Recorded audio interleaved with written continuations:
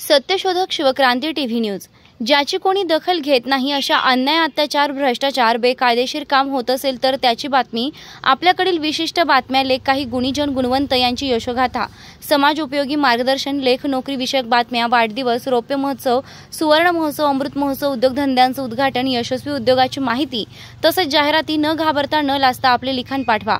आपल्या बातम्या निर्भीडपणे प्रसिद्ध केल्या जातील। शिवक्रांती टीव्ही न्यूज संपादक सत्यशोधक शंकरराव लिंगे 73 87 37 78 01।